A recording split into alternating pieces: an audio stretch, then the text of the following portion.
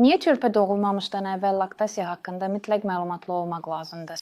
Elə bilirik ki, sinəmiz varsa, hər şey avtomatik baş verəcək. Amma körpəmizlə qarşılaşanda çaşırıq və nə edəcəyimizi bilmirik. Halbuki əmizdirməyə dərhal başlamaq lazımdır. Bəli, elə uşaqlar var ki, özləri sinəyə yapışır və heç bir sualımız olmur. Amma çox vaxt körpələr ağızlarını yaxşı açmır və ya yatırlar, biz də nə edəcəyimizi bilmirik. Ağrı, çatlar əmələ gəlir. Bir də süd gələn dövrdə sinə daş kimi bərkiyir və bu çox qəfil baş verir.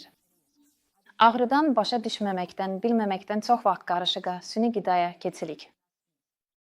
Halbuki ana südü ilə qidalanmanı qoruyub saxlamaq əladır. Çünki bununla ananın immun hüceyrələri ötürülür. Ona görə də ən azı 6 ay əmizdirmək çox yaxşıdır.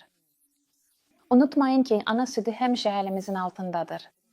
Biz istənilən vaxt götürüb uşağı əmizdirə bilərik, halbuki qarışıqlar çox bahadır və onları hazırlamaq lazımdır. Ana südü ilə qidalanma haqqında biliklər sizə bu prosesi yaxşı qurmağa kömək edəcək və mənimlə, yəni ana südü üzrə məsləhətçi ilə tez-tez əlaqə saxlamağa ehtiyacınız olmayacaq.